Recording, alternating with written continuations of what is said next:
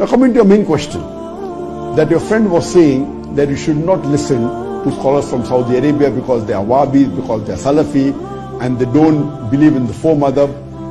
He is totally wrong. I've been to Saudi Arabia, I've met many scholars from Saudi Arabia. It's totally wrong to say that they do not believe in the four imams or the four madhab. In fact, the true scholars, whichever part of the world they may be, whether from Saudi, from India, from Pakistan, alhamdulillah, they respect all the four imams.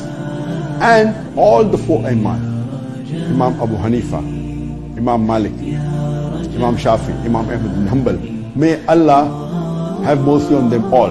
They were great scholars, and we love them and respect them. So to say that the Saudi scholars do not respect or believe in the four madhab is totally wrong. What a Muslim should do is follow the Quran.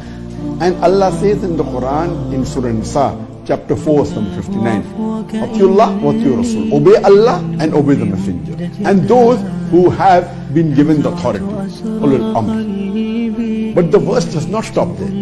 Obey Allah, obey the Messenger, and those who have been charged with authority. But the verse continues. But if they differ, those charged with authority means the scholars. And the verse continues. If they differ, go back to Allah and Rasul. So the complete verse says, obey Allah and obey the Messenger. And to understand what Allah and His Messenger say, you have to refer to the scholars. But if the scholar differ, what you have to do? You have to go back to Allah and Rasul.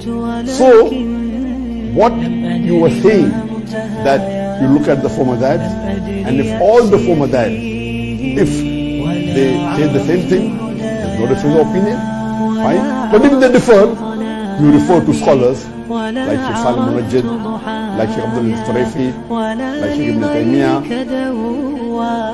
and Sheikh Albani. Alhamdulillah, you are right. You are following the Quran and Sunnah. If your friend says that they are wrong, he should get proof from the Quran and Sunnah that what the fatwas these great scholars are giving is against Quran and Sunnah. Just by saying they are wrong, who is he?